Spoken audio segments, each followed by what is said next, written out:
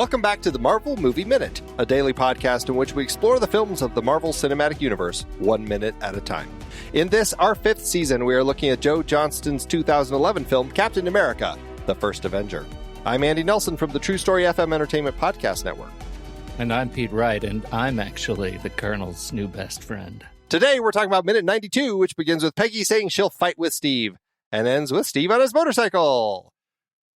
Back on the show, it's Jay Shepard. Hello again, Jay. Hey, howdy. Hey, howdy, hey. All right, so we're back in the whip and fiddle for a very brief end of this conversation. Steve seemed very resolute with his last, at the end of the last minute, as he said he's gonna get that Johann. And here he says, I'm not gonna stop till all of Hydra's dead or captured. And Peggy replies, you won't be alone. So a thought on this. I mean, we know that, Steve's motivation for joining is he wants to stop bullies. It's not necessarily about killing Nazis. It's just about stopping bullies, because he doesn't like anyone. He doesn't care where they're from. He just wants to stop bullies. Does this sound a little more vengeful than we would normally get from Steve? Or does this kind of fit in line with all of that? I think it stays. I think it's in line with what he's doing. I mean, I don't know that anybody comes into the movie cheering for Hydra. Sure, that's true.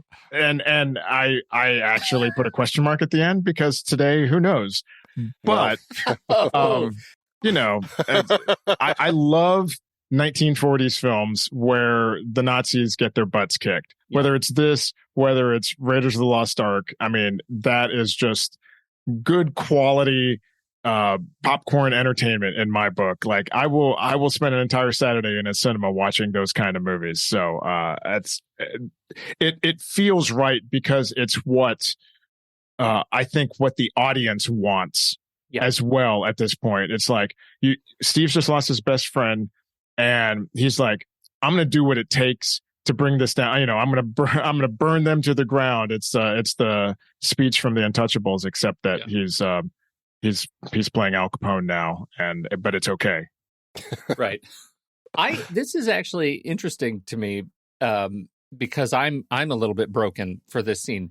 For years since I saw this movie, until we started prepping for this show, watching these 1 minute at a time, in my head, Peggy says, "You're alone," instead of "You won't be alone." And it made total sense because the next cut after the briefing, Steve gets on his motorcycle alone and drives off into the woods. And so I had completely convinced myself until about an hour before we started recording today, when I watched this minute, that I was going to have something to talk about here that was relevant to the scene earlier when Steve was alone and how he's not afraid to take on everything. Thinking, of course, why would they do that? Things have changed in the third act, and now he has a team. But I was really, really convinced that he said you're alone, or she says you're alone, and he was going to take on. That's an amazing misreading of the film. Yeah, but it works. I mean, it does. It provides. It's a different context, right? But it still works. It doesn't make you question, like, why would they be doing this, right? Because he's full of really such astute grief. Like, of course he would go fight the world. He's going to burn the world down. And whether he does it with help or not. It sort of implies, like, you'll be doing this off the grid. If you're going to take this on, you're doing this off the grid. It's for you, right? Yeah. That's so much better than me, who accidentally put in a movie, and when I hit play on my DVD player, it, for some reason, was on random sections. It would skip chapters randomly. And I'm like, this is an interesting nonlinear story. Why did they choose to do it this way? Until about halfway through. And I'm like, wait, now they're showing the credits? What? Can you shuffle a DVD player like that? Obviously the cheap Toshiba one I had allowed you to do that. Well, because some people listen to CDs in their DVD players. And so, you can put it on shuffle. So you might have had it on a shuffle setting. That's a horrible... I'm going to try that actually with a Marvel movie and see how well it plays. That's funny. Well, it all depends about that. on how well they are, how good they are at their chapter stops. Like, I put some movies in and it's like there's 3 chapter stops for the entire thing. I'm like, how are you doing this into 3 chapter stops? And then there's some where it's like 50 chapter stops. I'm like, oh my God.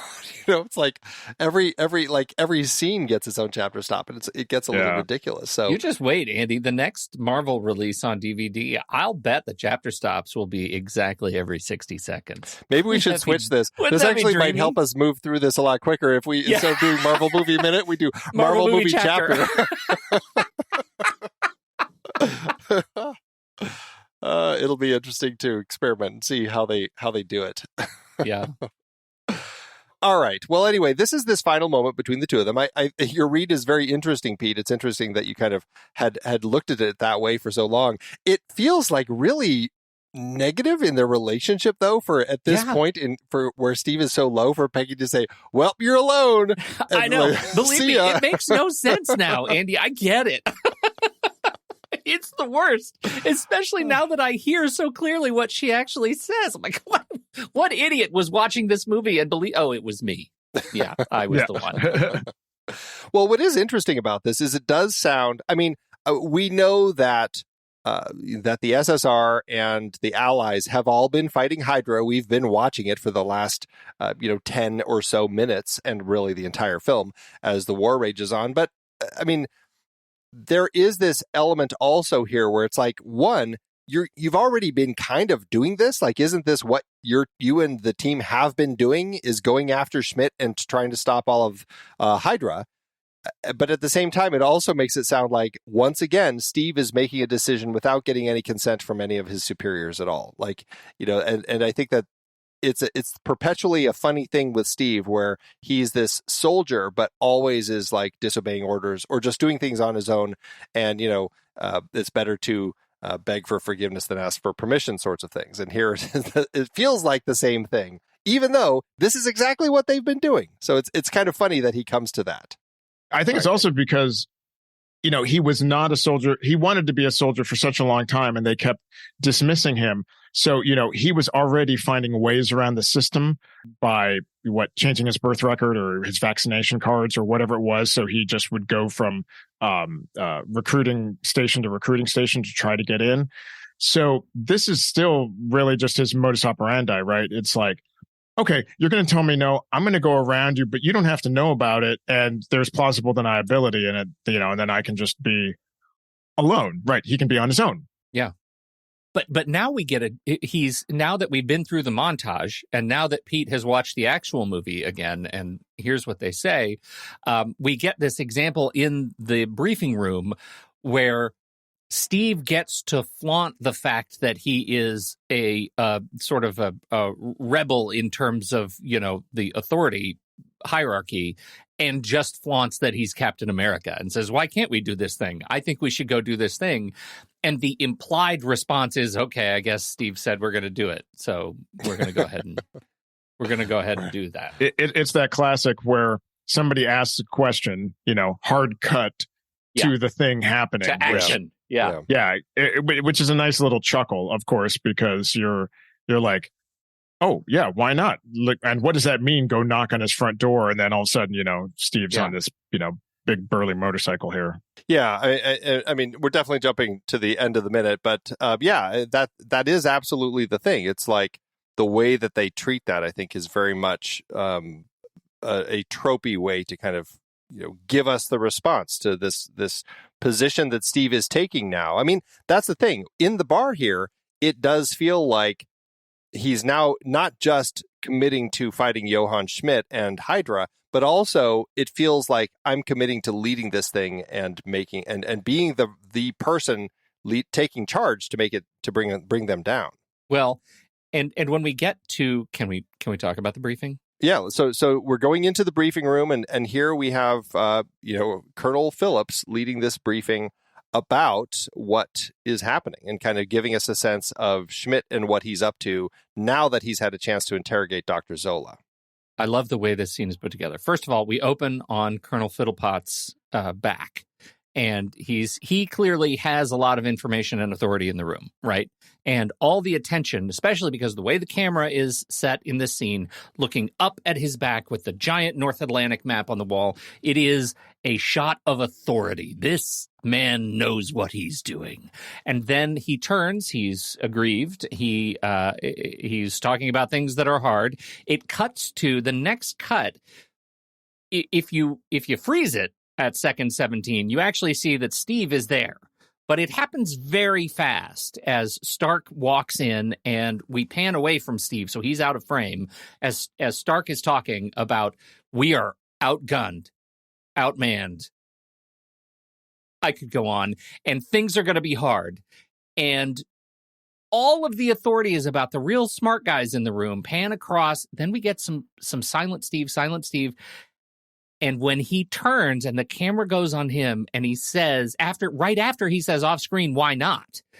All of the authority changes in the room. The way this scene is blocked, it is the weirdest, like, one swing tennis match in this thing, where all the authority changes from Colonel Fiddlepot to Steve, and the next thing we know, he's on a motorcycle executing his plan.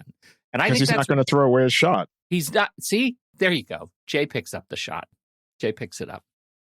And I think it's really brilliantly blocked and sort of choreographed in the way they talk around the room. They let the Howling Commandos have some say, and they pass pictures around. Pictures are important.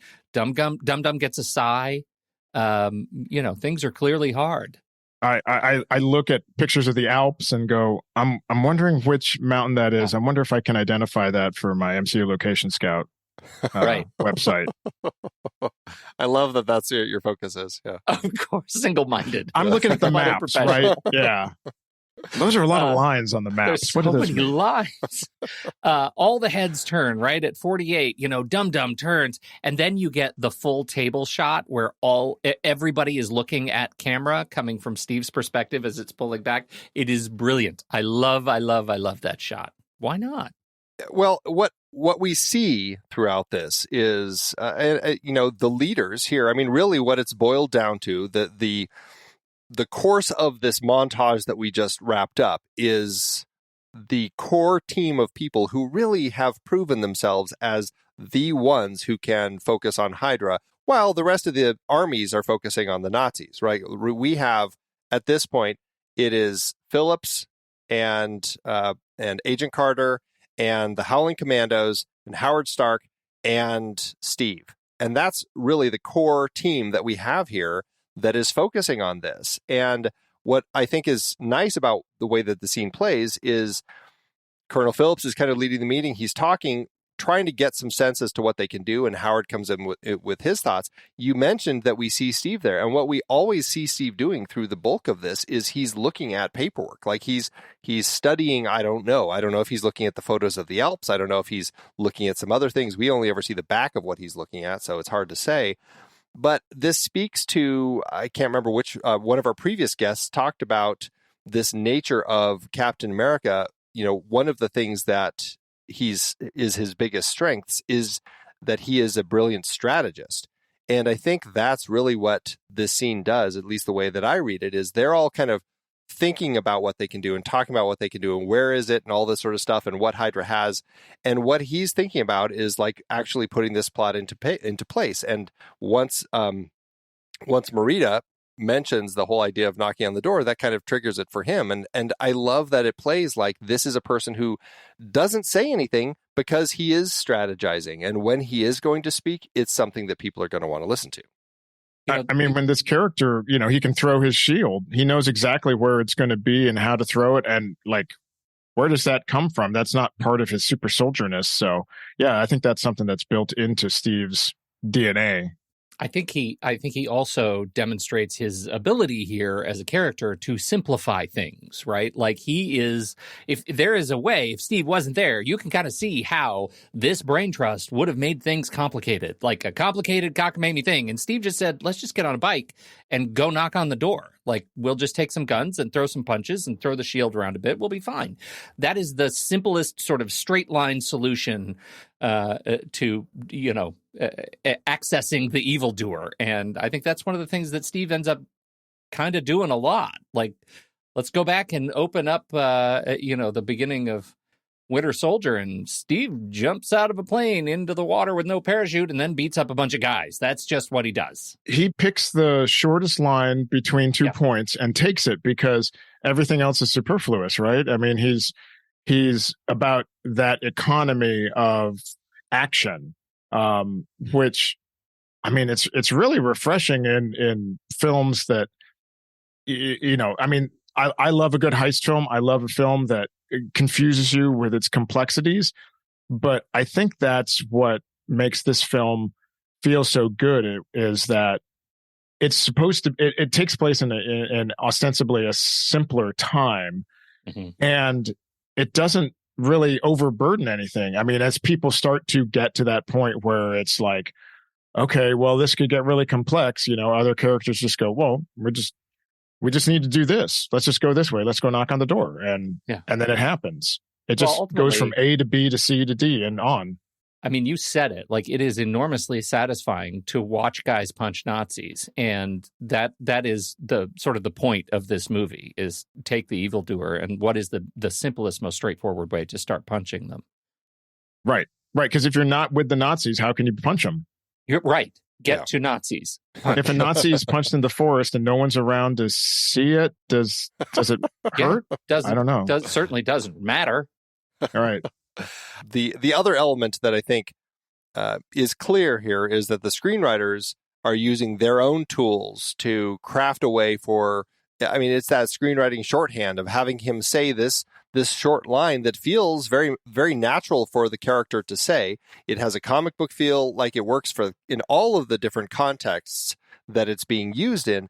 And from the writer's perspective, it's moving us into the story without having to sit through this whole expository scene where now they're putting their plan into place, right? He has a clever line, and now that sets us up for, okay, now we are going to go see what happens. Again, that's also really fulfilling to not get that expository scene that we would see anyway, right? You don't have to explain what you're going to do and then show it. You just skip it. You cut the character off and have, somebody like this, put this little quip in and then just get to it. Yeah, exactly. Now, personally, I do feel like the whole idea of knocking on the front door, I feel like that is a little bit of a trope. Like, I feel like I've heard it a number of times, like, oh, let's just knock on their front door. It plays okay. I just feel like it is one of those things that has been said a number of times in films. But what did it start getting said in the 40s? Because then it's the first time. Are you wondering if retroactively, because of the time frame this takes place? Yes, I am. Also, it's funny just because, what you picture as the front door, when you see what the front door actually is, right? It is not what you would have pictured as the front door. So it's, it's much larger and more menacing. And likewise, the knock is not exactly, both of those things. Yes. To your point. We should point out, this is really setting up a common element in screenwriting where it's a ticking clock. And now we've established that there is a clock that started ticking. We have less than 24 hours before Red Skull unleashes his madness on the world. And so that's kind of the time frame here. And we'll talk about the date here in a second, but that is going to come into play as important here in a moment. But before that, I just want to say two last things. Dominic Cooper, possibly his worst accent work in the entire film. It is so bad in this scene. He's terrible. I don't know if either of you two picked up on his accent work here, but I don't. I feel like you might be too hard on Dominic Cooper, or he's done great before. I'm too easy. Or yeah, maybe. I typically have a hard time with accents. Yeah, I did He's not. working with powers beyond our capabilities. Is that it? Is that the problem? Our? Yeah, he really swallows it. Yeah. And most of his tongue. The other note I had was, to your point, Pete, the jib move. When Steve says his "why not," it's a fantastic reverse shot that we have of the jib pulling backward. It's a jib is basically just an arm that you can have the camera on, and then you can roll it so it's in positions where you couldn't otherwise have it. And so it's over the tabletop, and it's pulling directly back towards Steve. So you get like this movement kind of as the camera moves back towards Steve, revealing everybody sitting around the table. And then you get the reverse shot exactly 180 degrees. Now we're looking at Steve and we're pushing in on him as he says, that's exactly what we're going to do. A fantastic use of camera. Structured by Johnston and his cinematographer. I love seeing well-crafted moments like this in a film. Me too. All right. Well, with that, any last thoughts about anything up to this point, or should we head out to the forest? Yeah, since this is probably the only minute that I'm going to be talking about with you guys that features Dominic Cooper, and this is a Joe Johnston film, and the fact that Howard Stark is based on Howard Hughes, and in Johnston's previous film, The Rocketeer, Howard Hughes featured as a character in it. I just wanted to point that out. I think that's so cool, just the way that the director's previous work is sort of influencing his current work through these, 6 degrees of separation. Isn't that funny? That's awesome. I had forgotten that Hughes pops up as a character in that, played by good old Terry O'Quinn from Lost is where I always picture him, but Millennium. Millennium. Oh, there you go. I know some people jump to The Stepfather as their source of his projects, but it's that's something with Johnston that I think his storytelling sensibilities, I don't know if it's because his connection to Lucas and Spielberg and their world and Raiders and all of those sorts of films, like the adventure films, but he seems to really tap into that type of storytelling exceptionally well. Are you a Johnston fan? I've enjoyed his work. I mean, he doesn't, The Rocketeer is really the only other thing that I know off the top of my head. I might have seen Indian in the Cupboard, or maybe that was Frank Oz, actually. He did, if you saw October Sky, he did that one. Oh, yes, of course, right. And then he, early on in his career, he did Honey, I Shrunk the Kids. He did the first Jumanji film back when, before they did the reboot. The reboot? Yeah. A reboot / sequel. It's a rebootquel. He did Jurassic Park 3, Hidalgo, and The Wolfman. Oh, that's right. Yeah, I did review The Wolfman for one of my 31 Days of Horror. That was an interesting take on that. And again, sort of that 1940s style. I tend to gravitate towards his period pieces, I guess. This, Rocketeer. So I think that he's an interesting filmmaker and not a very robust filmography, but certainly there is a style that I think that he has. True. All right. Well, we're heading outside. We have it feels kind of like the start of the montage we had earlier with Steve getting ready, because now he's getting himself ready again to hop onto his motorcycle. This is, in fact, February 5th, 1945. This is going to be the last day that Steve is conscious in our film until present day. At the time the film was released, this is the moment that we have where Steve is starting the day, taking on Hydra, and will end frozen in the Arctic. So it's kind of the longest day. Wow, there you go. The longest day. Look at that. All right, Steve and his motorcycle. I don't know if we have a lot to say here because we're just at the very beginning of this scene as he kind of starts his motorcycle, then races through the forest, and then we cut to a close-up of him as he's racing along. Thoughts on this? Do you want to save the forest conversation for next time? What do you both think? Forest conversation for next time, but yeah. I will say that Steve Rogers and his motorcycle are a very important part of my Captain America fandom, going back all the way to the Reb Brown 1979 made-for-TV Captain America movies where he's riding his BMX-looking bike. But he puts the shield on the front of the bike in those late 70s TV movies. And I thought that was amazing. And there is a guy in Maryland who I mean, I don't know if he cosplays for charity or something, but he dresses up like Captain America, or at least he has a motorcycle helmet that is a Captain America motorcycle helmet and has a paint scheme on his motorcycle that is Captain America. And I've seen him cruising up and down the freeways here. And is the shield like the translucent plexi thing that he did not have a shield? No, he did not have a shield. Oh, no, he might have had his backpack decked out like a shield. How would they possibly know he was Captain America without that shield, Jay? That is true. You're just guessing. It's just another guy in spandex. Well, that's true. It could have been John Walker or the Patriot, or any number of other That's right. Star-Spangled themed characters. You are correct there. That's right. Yeah. That's amazing. It was the wings on the helmet. That's what it was. That's what it was. We talked about that movie in our hiatus as a member bonus episode. And it was definitely an interesting film to look at. We talked about that and then the 1990. The 1991, yeah. As well. I got to say, 10-year-old me loved those Captain America movies and the Spider-Man live action stuff that with Nicholas Hammond from the late 70s. That was so much fun. Yeah. Nowadays, not so much, but back then, for sure. Yeah. All right. Well, let's wrap it up today. We'll come back tomorrow with more talk about forests and motorcycle chases and all that good stuff. So, Jay, tell everybody again about where they can track you down on the interwebs. Well, retrozap.com is the best place. That's where all my podcasts are. That's where all my written material is. Pretty much every other article that comes up is probably something I've worked on there.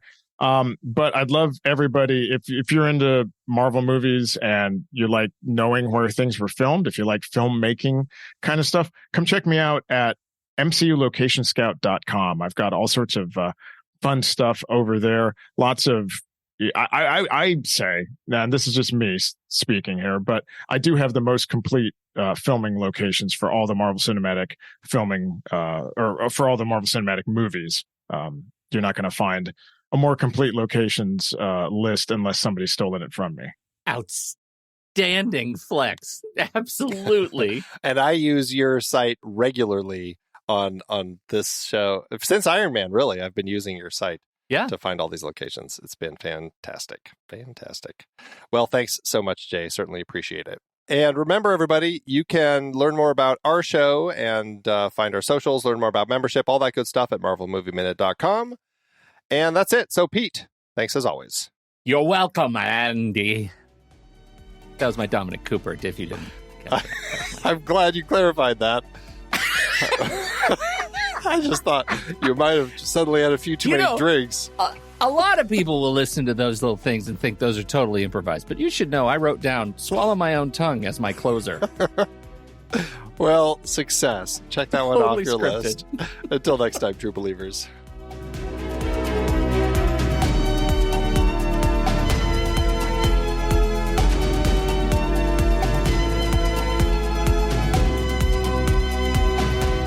Marvel Movie Minute is a production of True Story FM. Engineering by Andy Nelson. This season's music is Spread the News by Anthony Vega, and this season's show art is by Winston Yabo. Find the show at truestory.fm, and if your podcast app allows ratings and reviews, consider doing that for this show.